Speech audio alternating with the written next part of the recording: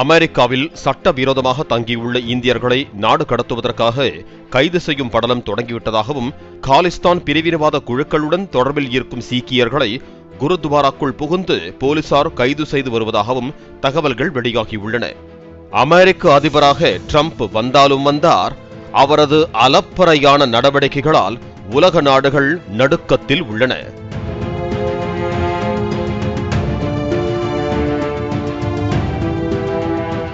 அதிபர் தேர்தல் பிரச்சாரத்தின் போதே அமெரிக்காவில் சட்டவிரோதமாக தங்கியுள்ளவர்களை வேற்றுகிரகவாசிகள் என சாடி வந்த ட்ரம்ப், தான் அதிபரானதும் அவர்கள் அனைவரும் நாடு கடத்தப்படுவார்கள் என கூறி வந்தார்.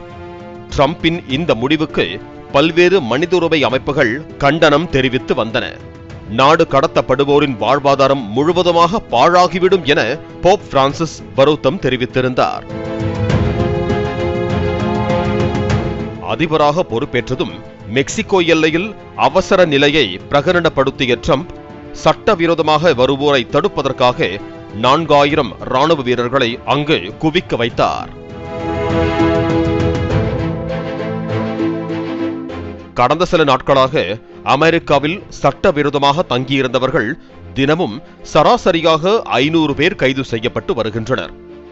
முதுகுக்கு பின்னால் கைவிலங்கிட்டபடி அவர்களை அதிகாரிகள் அழைத்துச் செல்லும் புகைப்படங்கள் சமூக வலைதளங்களில் பகிரப்பட்டன.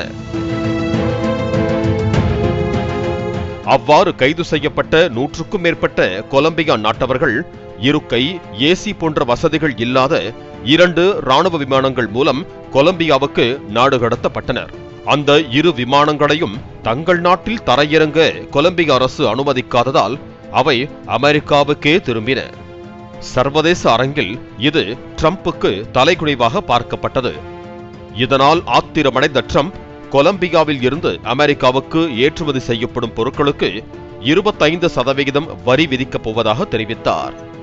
ஒரே வாரத்தில் அந்த வரியை 50% உயர்த்தப் போவதாகவும் மிரட்டல் விடுத்தார்.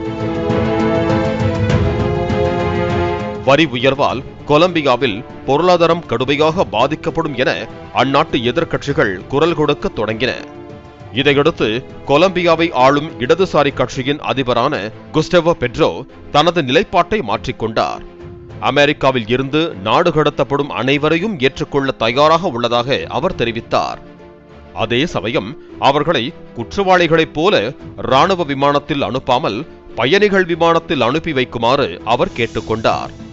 தேவைப்பட்டால் தான் பயன்படுத்தும் அதிபர் விமானத்தை அனுப்பி அவர்களை அழைத்து வர ஏற்பாடு செய்வதாகவும் பெட்ரோ கூறினார். இதையடுத்து கொலம்பியா மீது ட்ரம்ப் விதித்த 25% வரி அமலுக்கு வராது என அமெரிக்கா அறிவித்தது. அமெரிக்காவில் லட்சக்கணக்கான இந்தியர்கள், அதிலும் குறிப்பாக குஜராத்திகள் சட்டவிரோதமாக தங்கியுள்ளதாக கூறப்படுகிறது. ட்ரம்ப் பதவியேற்பதற்கு முன்பே அமெரிக்க அரசு நாடு கடத்துவதற்காக 18,000 இந்தியர்களின் பெயர் பட்டியலை அமெரிக்க குடியேற்றத்துறை அதிகாரிகள் தயார் நிலையில் வைத்திருந்தனர். நாடு கடத்தும் படலம் தொடங்கிய போதே சட்டவிரோதமாக தங்கியுள்ள இந்தியர்களை திரும்பப் பெறுவதில் எந்த சிக்கலும் இல்லை என வெளியுறவுத்துறை அமைச்சர் ஜெய்சங்கர் கடந்த வாரம் தெரிவித்திருந்தார்.